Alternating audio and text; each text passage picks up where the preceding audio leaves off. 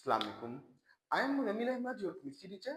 आज हम बात करेंगे 9th क्लास केमिस्ट्री सिलेबस 2025 का लेक्चर चैप्टर नंबर 1, जिसका टॉपिक है कंपाउंड एंड मिक्सचर। इससे पिछले लेक्चर में बेटे हमने कंपाउंड को डिटेल में देखा था। आज हम मिक्सचर को देखेंगे।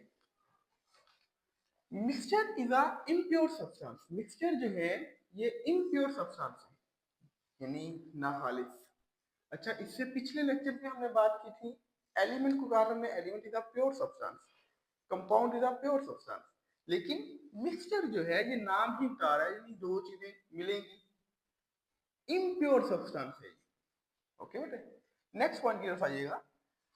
A simple mix a sample of matter having more than one type of element. A sample of matter यानी कोई भी एक मैटर है उसका सैंपल, इसमें एक से ज्यादा चीजें ऐड हैं, ठीक है, एलिमेंट ऐड हैं और कंपाउंड या उसके अंदर एक से ज्यादा कंपाउंड ऐड हैं, मिक्स टुगेदर मिलते हैं, in an any fix ratio, किसी भी खास फिक्स रेशियो के साथ नहीं। अच्छा, इसको समझाता हूँ जरा। पहले जरा ना ये एग्जांपल देखिएगा कि हम ना जब 7th 8th या 6th क्लास स्टूडेंट्स को पढ़ा रहे होते हैं ना, हम मिक्सचर की एग्जांपल ये लेते हैं, सलाद। बेटा हम कहते हैं सलाद इज अ मिक्सचर। अब हम मिक्सी में आएंगे ना, लेकिन हम तो जरा अपग्रेड हो गए हैं थोड़ा सा, एक मिक्सर की एग्जांपल दूसरी लेंगे। लेकिन पहले हम ये इसकी एग्जांपल को देखते हैं। हम कहते हैं सलाद है, ये मिक्सचर है। किस तरह मिक्सचर है सर? इसके अंदर गाजर भी है, इसके अंदर ये डिफरेंट किस्म के फ्रूट्स हैं या डिफरेंट किस्म की वेजिटेबल्स हैं। किस तरह ऐड करते हो? कोई खास रेशियो के साथ नहीं, जिस तरह मर्जी आए हम ऐड करके सलाद बन गया। यानी डिफरेंट एलिमेंट्स को आपने मिक्स टुगेदर किया है बगैर किसी फिक्स रेशियो के साथ, ठीक है, इसे हम कहते हैं मिक्सचर। समझ आ गई? अब इस पॉइंट पे आइएगा।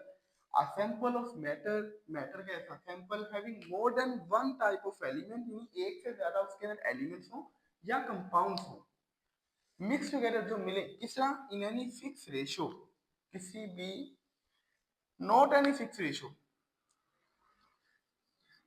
किसी खास रेशियो के साथ नहीं। फॉर एग्जाम्पल बेटे देखिएगा मिक्सर की कुछ एग्जाम्पल और। मैं कहता हूं मेरे पास एयर है,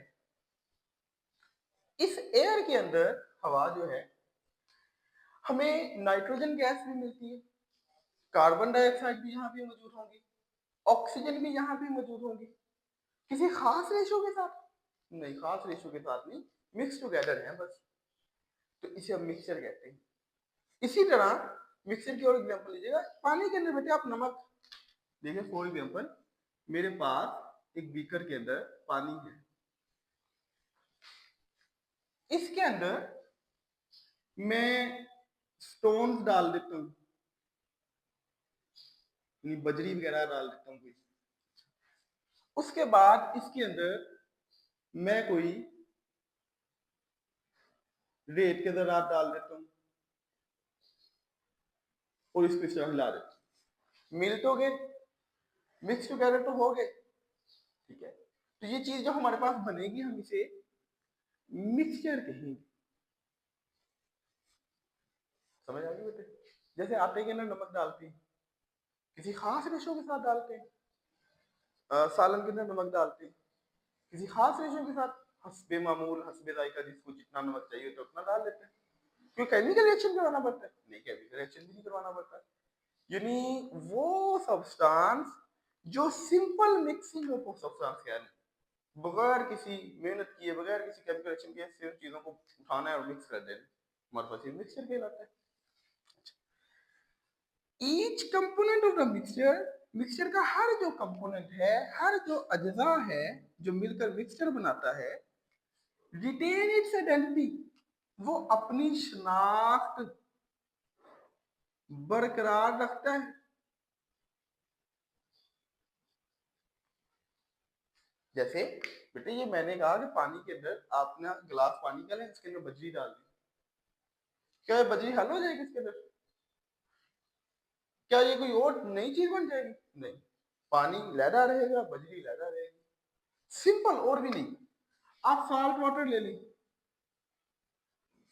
पानी लें, उसके अंदर नमक डाल दें, NaCl डाल दें, तो आपको नमक का जायका भी आएगा, पानी तो है ही वो। यानी उसके कंपोनेंट्स ने अपनी, जो हमने पहले बात की थी ना कंपाउंड के अंदर की, दो एलिमेंट्स मिलते हैं, अपनी प्रॉपर्टी खो देते हैं और एक नई प्रॉपर्टी गेन कर लेते हैं।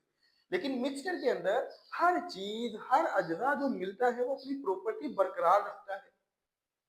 फॉर एग्जाम्पल, आप सैलड खा रहे हो, सैलड के अंदर आपने चीजों को मिक्स तो कर लिया है, लेकिन आपको सेब का जायका भी आएगा, आपको अमरूद का जायका भी आएगा, और जो आपने फल डाले उसके अंदर आपको उसके जायका आएंगे।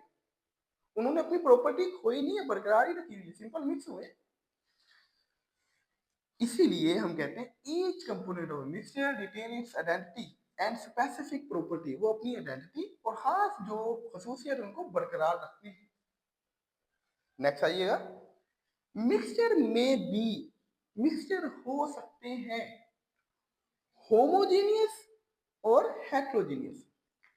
बेटा ये कह रहा है कि मिक्सचर दो तरह के हो सकते हैं, या तो वो होमोजीनियस हो सकते हैं या तो हेट्रोजीनियस हो सकते हैं। इस चीज को देखिएगा, हम कहते हैं होमोजीनियस, होमो का मतलब होता है सेम, जीनियस मीन कंपोजिशन।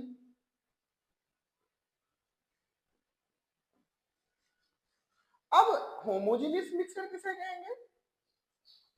हम कहेंगे ऐसा मिक्सचर जिसमें आपने चीजों को ऐड किया है, लेकिन थ्रू आपको वो चीज नजर, उसके अजजा नजर नहीं आते, यानी हम कहेंगे थ्रू आउट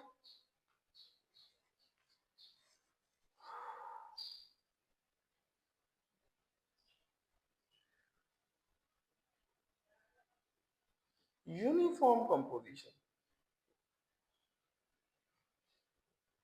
उसकी कंपोजिशन यूनिफॉर्म आपको नजर आती है। फॉर एग्जांपल, जैसे बेटा आपने पानी के अंदर नमक हल किया है, आपको नमक हल हुआ नजर नहीं आएगा, उसकी प्रॉपर्टी तो नजर आएगी, वो साल्टेड हो जाएगा, नमकीन जायका हो जाएगा उस पानी का, लेकिन वो आप उसको देख नहीं सकेंगे। यानी components of mixture can not be distinguish, आप उसकी पहचान नहीं कर सकते।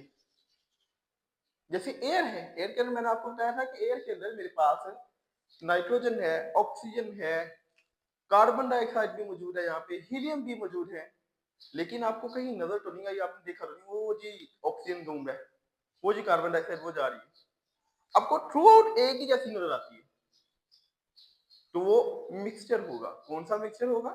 Homogeneous mixture. मिक्सचर ही कहेंगे ना इसे, क्योंकि खास रेशो के साथ तो नहीं है।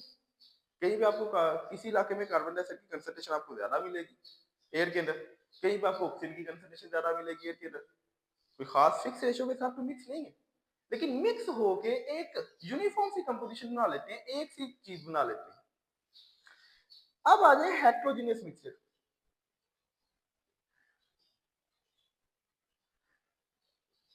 हेट्रोजीनियस हम कहेंगे, हेट्रो मीन होता है different,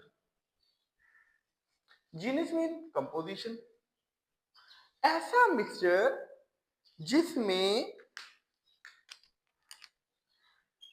not uniform composition through out, यानी उसकी जो कंपोजिशन थ्रू आउट सेम नहीं होगी, और कंपोनेंट्स कैन बी डिस्टिंग्विश, आप कंपोनेंट्स का फर्क कर सकते हैं। जैसे हमने कहा था पानी के अंदर बजरी डाल दी, अब बजरी आपको लहरा नजर आएगी, वाटर आपको लहरा नजर आएगा, मिक्सचर है, चीजें मिली तो है, लेकिन थ्रू आउट कंपोजिशन सेम नहीं है। इस तरह के मिक्सचर को हम हेट्रोजीनियस मिक्सचर कहेंगे। या आपने देखा होगा कि आप पानी के अंदर ऑयल डाल देते हैं, मिक्स कर दें, लेकिन थोड़ी देर बाद ऑयल लैदा हो जाएगा और वाटर लैदा हो जाएगा, ये कौन सा मिक्सचर है? Heterogeneous mixture. अच्छा बेटे, इन तरह की चीजों को ना आपकी बुक में लिखा नहीं हुआ, ये सोचते हुए कि शायद छोटी क्लासेस में बच्चे बहुत डीपली पढ़ के आए हैं, इनको इनको ये चीजें कंसेप्ट क्लियर है। अगर आपको नहीं क्लियर तो आप इस तरह की चीजें बुक पे लिखा करें। रजिस्टर पे नोट करना ठीक है, लेकिन जब बेटा आप बुक पे नोट करते हो तो आप बुक पूरा साल लेके चलते हो, रजिस्टर आप पूरा साल नहीं लेके चलते। इसलिए छोटी छोटी चीज अपनी बुक पे नोट किया करें, अपनी बुक को अपने नोट्स बनाया करें। अच्छा, लास्ट पॉइंट की तरफ देखिएगा, components of a mixture are not chemically combined. यानी मिक्सचर के जो कंपोनेंट्स हैं, अज्जा हैं, केमिकली कंबाइंड नहीं है, उनको किसी केमिकल रिएक्शन करवा के नहीं जुड़ा गया। Can be separated by physical means, उनको बेटे आप फिजिकल तरीके से अलहदा कर सकते हो।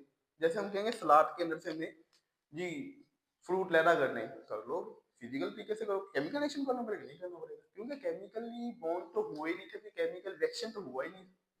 इसी तरह बजरी के अंदर से आप वाटर के अंदर से आपने बजरी निकालनी, कोई खास टेक्निक यूज करनी पड़ेगी? नहीं सर, आप सिंपल निकाल लेंगे। इसीलिए हम कहते हैं मिक्सचर के जो कंपोनेंट हैं वो केमिकली बाउंड नहीं होते, हम उन्हें फिजिकली तोड़ सकते हैं। उम्मीद करता हूँ आपको ये मिक्सचर का लेक्चर समझ आया होगा। अगर इसके रिलेटेड कोई आपका क्वेश्चन है तो हम उस चीज को डिस्कस करेंगे, आप कमेंट बॉक्स में अपना क्वेश्चन करें। और अगले लेक्चर में बहुत इंपॉर्टेंट होने जा रहा है अगला लेक्चर, कि हम कंपाउंड एंड मिक्सचर में फर्क बयान करेंगे। और हमारी क्लास के कुछ स्टूडेंट्स होंगे, आप उसकी कमर्शियल देखिएगा लाजमी, उनको कुछ कंफ्यूजन होंगी डेली लाइफ के हवाले से कि कंपाउंड एंड मिक्सचर हमारी डेली लाइफ में कहाँ थी, उनको भी सॉल्व करेंगे।